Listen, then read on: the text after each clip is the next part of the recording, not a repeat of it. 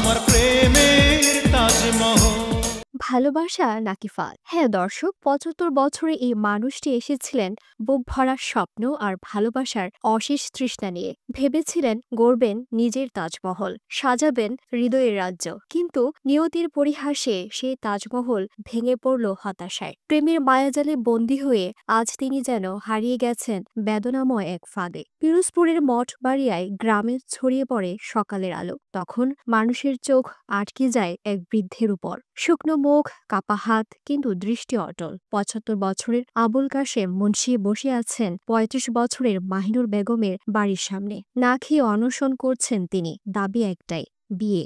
ঘটনাটি যেন গ্রামের বাতাসকেও ভারী করে তুলেছিল, কারণ এই গল্পটা শুধু ভালোবাসা নয়, এর ভেতরে লুকিয়ে আছে অভিযোগ, প্রতিশ্রুতি ও বিশ্বাস ভঙ্গের যন্ত্রণা। আবুল কাশেম বলেছিলেন, বহু বছর আগে স্ত্রী মারা যাওয়ার পর জীবনের একাকিত্ব তাকে ভীষণভাবে গ্রাস করে। ঠিক তখনই পরিচয় হয় মাহিনুরের সঙ্গে। সম্পর্ক গড়ায় কথাবার্তায়, তারপর বিয়ের প্রতিশ্রুতি। তিনি দাবি করেন মাহিনুর তার কাছ থেকে প্রায় ৪০,০০০ টাকা নিয়েছিলেন, কিন্তু হঠাৎ করে সব বদলে যায়। ফোন বন্ধ, ঠিকানা ভুয়া, যোগাযোগ বিচ্ছিন্ন। অবশেষে বহুদিন খুঁজে তিনি এসে বসেন মাহিনুরের বাড়ির সামনে। শর্ত দেন, হয় টাকা ফেরত, নয়তো বিয়ে। এলাকার মানুষও এই ঘটনার সাক্ষী। তারা বলেন মাহিনুর এমন ঘটনার সঙ্গে আগেও যুক্ত ছিলেন। অনেক পুরুষের কাছ থেকে তিনি বিয়ের প্রতিশ্রুতি দিয়ে টাকা নিয়েছেন, তারপর মিলিয়ে গেছেন। তাদের কণ্ঠে ছিল ক্ষোভ ও দাবি, এই প্রতারণার কঠিন শাস্তি হোক। মাহিনুরের কমপক্ষে হইলে ৬টা বিয়ে হয়েছে, কমপক্ষে হইলে ৬টা বিয়ে হয়েছে। আর এর সাথে বিয়ে হইবে নাকি আমরা জানি না। তো বিয়ে বয়স স্বামী যায়, কেউ মারা যায়, কেউ চলে যায়, আমরা কি করবো? আমার কিছু করার আছে? আমি একদিন ওকে গালাগালি করেছি, কি বাড়ি আপনার? হয় ওই পাশের ঘর। আমি ডাকলো সে তোর এবার বের করে তুই ভিডিও মামি এদিন করে নামাই দেবো। কয়েকদিন পরে এখন একটা বিয়ে বসছে, বিয়ে বলে যে ১ সপ্তাহ ১৫ দিন রয়েছে, ১৫ দিন পরে হাতে আর নাই। আগে বিবাহ হয়েছে, এই কিছুদিন আগে, জানে মাস ৩ আগে বিয়ে বসে, বিয়ে পরে এখন হাতে আর নাই। আবার এখন ওই কয়েকদিন পরে একটা ঘটনা ঘটায় ও বাড়ির ভিতরে। আমি সুস্থ বিচারক, ওর এই বাড়ি থেকে বাইর করে দিই। কিন্তু অন্য প্রান্ত থেকে শোনা যায় ভিন্ন সুর। মাহিনুর ফোনে বিষয়টি অস্বীকার করেন। তিনি বলেন এসব অভিযোগের কোনো সত্যতা নেই, আর তাতেই রহস্য আরো ঘনীভূত হয়। আমি বাড়িতে যাম, আমাদের কি কন? না না, আপনাদের বাড়িতে আসছি হইলে ওই যে কাশেম নামে এক লোক আপনাদের মানে আপনি নাকি তাকে তার সাথে বিয়ে বসবেন এই প্রতিশ্রুতি দিয়ে তার কাছ থেকে ৩০,০০০ টাকা আনিছেন। হ্যাঁ, তো ও কথা হলেন, হে রাইবার আছে, ওর কথা হলেন। ও কইলে কি হয়ে যাইবে? ও থানায় দিক, ও কইলে কি হয়ে যাইবে? হ্যাঁ, ওর কথা কি হয়ে যাবে কইলি? ও আজকে ১০টা টাকা দেয় না মানুষে, ৩০,০০০ টাকা ও আমার জুত করে দিয়ে দিয়েছে। এটা কইলি ওইনে মানে কইলি হয়ে যাইবে। আর গণ্যমান্য মানুষ নাই, মঠবাড়ির মানুষ নাই। এখানে মানুষের যেটা বলা সেটা তো বলছে। তো উনি আপনার আম্মার সামনে এই কথা বলেছেন। হ্যাঁ, উনি তো আপনার আম্মার সামনে এই কথা বলেছে। আপনি কি সকাল বাড়ি ছিলেন নাকি? আমি সকালে বাড়ি ছিলাম, আমি শোনেন, আমি বাড়ি ছিলাম। এসব কথা বতা আমি কিচ্ছু ভাই জানি না। আমার হয়েছে কি, ওই রায়বারে আমি কথাটা আপনাদের কই। আচ্ছা, ওই রায়বারে আপনার বুঝতে না করে তুমি শুনবেন না।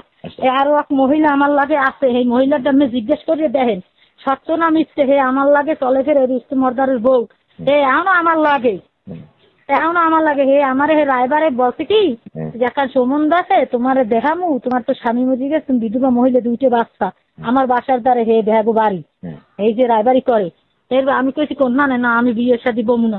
হয় যদি তোমার পছন্দ হয় তোর বাবা, পছন্দ না হইলে বাবা না দিয়ে যাবা। আমার যে দেখাইছি না, নামতেছি না, ও লোকের কাছে আমার হইবে না, আমি যাই।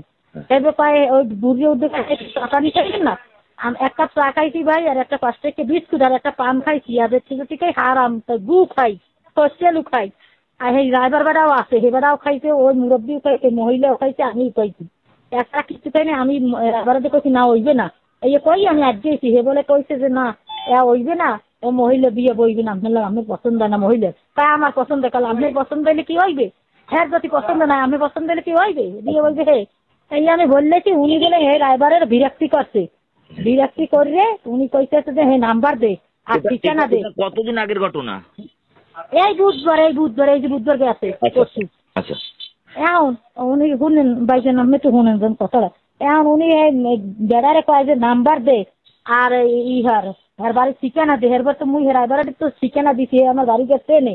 এরপরে কইছে যে আকাশন আছে হ্যাঁ তো তোর চাই সেইবারই আমি নামদাম কইছি নামদাম না কইলে কি ঠিকানা আমাদের একজন মানুষ এলে কন আচ্ছা আচ্ছা এরপর ঠিকানা মিকেরা দিছি হেইতে হে গেছে তাই আমি যে জিজ্ঞেস করি যে মহিলা দিয়ে বইবে আমার লাগে তোর তুই মিথ্যে দেখাও এই জন্য ওই লোকে যাইয়ে আমার 30,000 টাকা নিত ও 10 টাকাও আমার হাতে দেয় নাই। দৃশ্যটা ছিল যেন এক গ্রামীণ নাটক। বাড়ির সামনের উঠোনে বসে থাকা বৃদ্ধ, চারপাশে জড়ো হওয়া কৌতূহলী মানুষ, বাতাসে ফিসফিসানো কথোপকথন, কোথাও সহানুভূতি, কোথাও তীব্র সমালোচনা। কেউ দেখছেন এক বৃদ্ধের নিঃসঙ্গতার আরতি, আবার কারো চোখে তিনি প্রতারিত এক ভুক্তভোগী। এই ঘটনাটি যেন জীবন নামের সেই মোড় ঘুরিয়ে দেওয়া মুহূর্তের প্রতিচ্ছবি, যেখানে ভালোবাসা, প্রতারণা ও মরিয়া প্রত্যাশা মিলেমিশে তৈরি করে আবেগের ঝড়।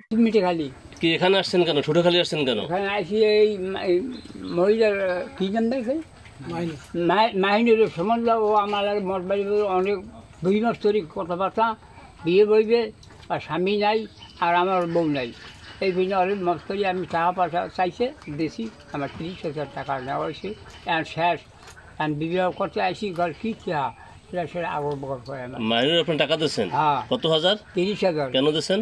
ওই বই বিয়ে মানে আমার টাকা দাও আমার লাগবে না কিছু আমার তুমি আসবে কাল টাকা দেওয়া আগে হয়ে পর মাহিনীর সাথে আপনার সাথে পরিচয় হলো কিভাবে?